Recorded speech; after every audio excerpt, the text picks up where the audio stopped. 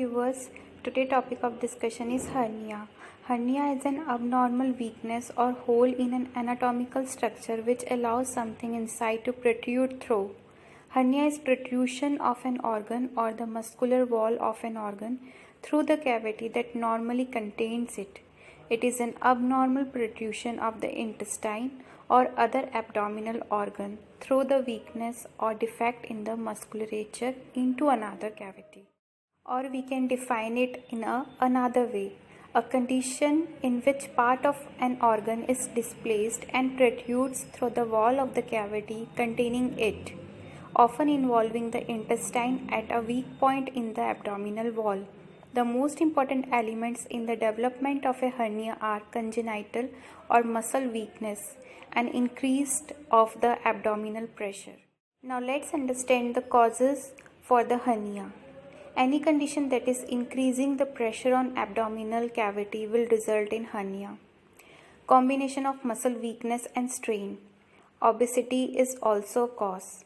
Heavy lifting, persistent coughing or sneezing, pregnancy, straining during bowel movements or urination, constipation, damage from injury or surgery, chronic cough, congenital defect, heavy weight lifting, constipation, obesity, pregnancy, smoking, and muscle weakness are the risk factors.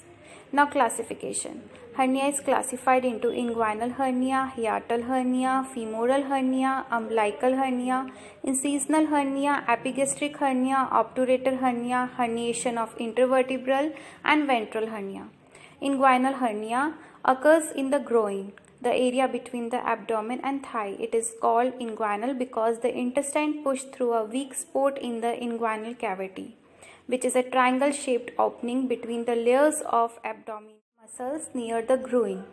Type of inguinal hernia are indirect and direct. Direct inguinal hernia. It passes through a weak point in the fascia of abdominal wall and at the middle to the inferior epigastric artery. Indirect inguinal hernia. Muscle weakness at the inguinal ring causes failure closure of the deep inguinal ring when increased intra-abdominal pressure and dilatation of inguinal ring allow abdominal contents to enter the channel. The protrusion passes through the deep inguinal ring and is located lateral to the inferior epigastric artery. So in direct inguinal hernia, hernia occurs within the floor of Hasselbalch's triangle, that is, the hernia sac does not traverse the internal ring. Herniation occurs directly through the abdominal wall, whereas in indirect inguinal hernia, the hernial sac enters the inguinal canal through the deep inguinal ring lateral to the inferior epigastric vessels. It may extend part of the way along the canal as far as the superficial inguinal ring. It is congenital in origin and it is the most common form of hernia. The hernial sac is remains of processus vaginalis. Signs and symptoms of hernia are bulging, tenderness, pain when lifting heavy objects.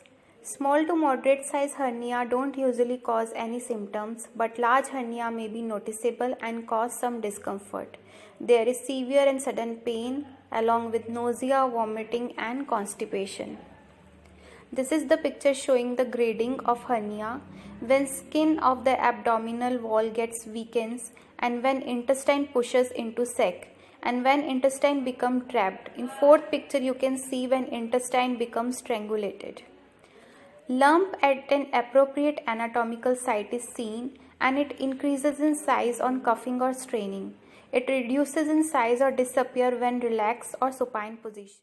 Local examination is must and it should be exposed from umbilicus up to the mid-thigh.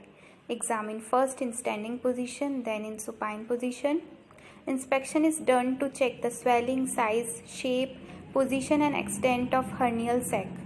Visible peristalsis is seen and there is impulse on cuffing, that is very important sign of hernia. Treatment of hernia in infants is herniotomy. In adults, herniotomy is done where the excision of hernial sac along with herniorrhaphy is done. Hernioplasty is the second procedure where the strengthening of the posterior wall of the inguinal canal is done by using mesh. Mesh is fixed inferiorly to lacunar and inguinal ligament, medially to overlap rectus sheath and fixed to fascia over the pubic bone.